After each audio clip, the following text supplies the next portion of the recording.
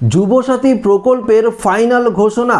এই প্রকল্পে কারা টাকা পাবেন এবং কাদের নাম বাতিল করা হবে, এই নিয়ে 9টি গুরুত্বপূর্ণ ঘোষণা করলো রাজ্যের মুখ্যমন্ত্রী মমতা বন্দ্যোপাধ্যায়, যা আজকের এই ভিডিওতে আপনাদেরকে এই বিষয়ে একদম বিস্তারিতভাবে জানিয়ে দেব। তো বন্ধুরা, ভিডিওটি আপনারা যদি দেখেন তাহলে পরিষ্কার বুঝতে পারবেন যে এই প্রকল্পে আপনারা টাকা পাবেন কি না। যদি আপনারা অ্যাপ্লাইও করে থাকেন, এতদিনে হয়তো আপনারা অ্যাপ্লাই করেছেন বা অনেকে অ্যাপ্লাই করেননি, অবশ্যই আপনারা করে নেবেন। সেক্ষেত্রে আপনাদেরকে 9টি গুরুত্বপূর্ণ নিয়ম জানিয়ে দেব বা 9টি গুরুত্বপূর্ণ ঘোষণা জানিয়ে দেব, যেখানে আপনারা পরিষ্কার বুঝতে পারবেন যে এই প্রকল্পে আপনারা টাকা পাবেন কি না বা আপনাদের নাম বাতিল হবে কি না।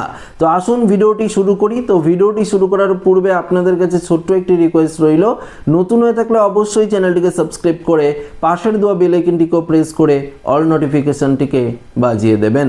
তো বন্ধুরা, কথা না বাড়িয়ে সরাসরি আমরা মেন যে আপডেট, সেই আপডেটে আমরা চলে যাব এবং দেখে নেব যে রাজ্য সরকারের তরফ থেকে কি জানানো হয়েছে।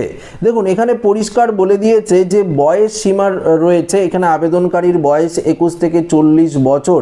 21 বছরের কম কিন্তু হলে হবে না, 21 বছর বা 40 বছরের মধ্যে আপনাদের বয়স হতে হবে, তাহলেই কিন্তু এই প্রকল্পের টাকা পাবেন। যদি আপনাদের 21 বছরের নিচে হয়ে থাকে বা 40 বছর পেরিয়ে থাকে, তাহলে যদি আপনারা ফর্ম ফিল আপ করে থাকেন দুয়ারে সরকার ক্যাম্পে গিয়ে, সেক্ষেত্রেও যদি ভুলবশত আপনার ফর্মটি রিসিভ করে না হয়, তারপরেও কিন্তু বাতিল করে দেওয়া হবে।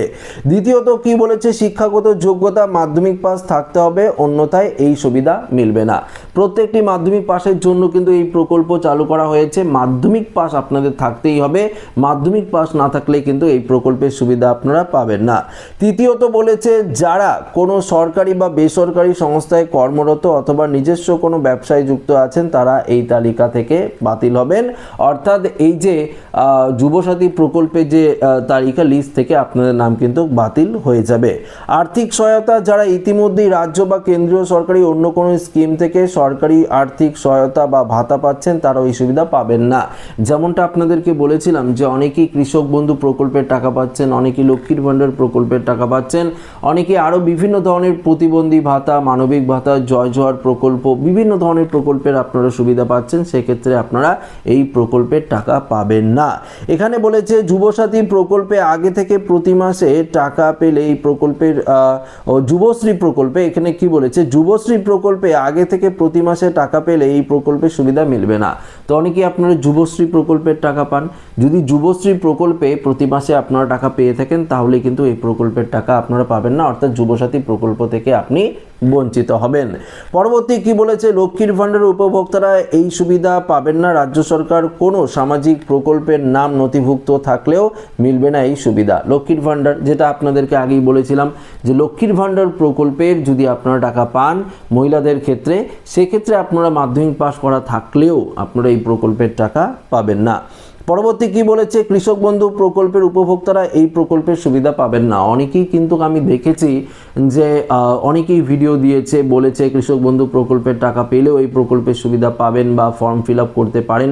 দেখুন, এখানে কিন্তু নির্দেশিকায় বলেছে কৃষক বন্ধু প্রকল্পের উপভোক্তারাও এই প্রকল্পের সুবিধা পাবেন না, কিন্তু আপনারা তো অনেকেই অ্যাপ্লাই করে নিচ্ছেন, অ্যাপ্লাই করলেও কোনো রকম লাভ হবে না। পরবর্তী কি বলেছে, আবেদনকারীকে অবশ্যই পশ্চিমবঙ্গের স্থায়ী বাসিন্দার হতে হবে, ভিন্ন রাজ্যের কেউ এই সুবিধা পাবেন না। যদি অন্য রাজ্য থেকে আপনারা ভাবেন যে এই প্রকল্পের সুবিধার জন্য অ্যাপ্লাই করবেন, সেটা কিন্তু মিলবে না। ব্যাংক অ্যাকাউন্ট, যাদের নিজস্ব সক্রিয় ব্যাংক অ্যাকাউন্ট নেই বা ব্যাংক অ্যাকাউন্টের সাথে আধার কার্ডের লিঙ্ক নেই, তাদের কিন্তু এই প্রকল্পের টাকা ঢুকবে না। দেখুন, সমস্ত প্রকল্পের টাকা পাওয়ার জন্য রাজ্য সরকার বা কেন্দ্রীয় সরকার সমস্ত প্রকল্পের টাকা পাওয়ার জন্য আপনাদের ব্যাংক অ্যাকাউন্টের সঙ্গে আধার কার্ডের লিঙ্ক কিন্তু অবশ্যই থাকতে হবে। যদি না থাকে তাহলে কিন্তু আপনারা এই প্রকল্পের টাকা পাবেন না। এটা কিন্তু পরিষ্কারভাবে রাজ্য সরকারের তরফ থেকে নির্দেশে জানিয়ে দেওয়া হয়েছে। এটাই একদম ফাইনাল এবং চূড়ান্ত ঘোষণা রাজ্য সরকারের, যেখানে আপনারা পরিষ্কারভাবে বুঝতে পারলেন এই প্রকল্পে যদি আপনারা এর মধ্যে পড়ে থাকেন, এই যে 9টির কথা বললাম এর মধ্যে যদি আপনারা থাকেন, তাহলে এই প্রকল্পের তালিকা থেকে আপনার নাম বাতিল হতে পারে। যদি আপনারা না থাকেন এই 9টি লিস্টের মধ্যে বা এই 9টি নিয়মের মধ্যে যদি আপনারা না পড়েন, সেক্ষেত্রে কিন্তু আপনি প্রকল্পের টাকা পাবেন। এটা কিন্তু কিন্তু আমি কনফার্ম বলছি এবং রাজ্য সরকারের তরফ থেকেও জানিয়ে দেওয়া হয়েছে। এপ্রিল মাস থেকেই প্রত্যেকেই টাকা পাবেন। এখনও পর্যন্ত দুয়ারে সরকারের বিভিন্ন ক্যাম্প চলছে, সেই ক্যাম্পে আবেদন চলছে। আপনারা যারা আবেদন করেননি অবশ্যই করে নেবেন, 26 তারিখ লাস্ট ডেট। তো আশা রাখবো ভিডিওটি প্রত্যেকের ভালো লেগেছে। তো ভিডিওটি ভালো লাগলে লাইক করবেন, বন্ধুদের সাথে শেয়ার করবেন, নতুন থাকলে চ্যানেলটিকে সাবস্ক্রাইব করে আমাদের সঙ্গে জুড়ে থাকবেন। ধন্যবাদ।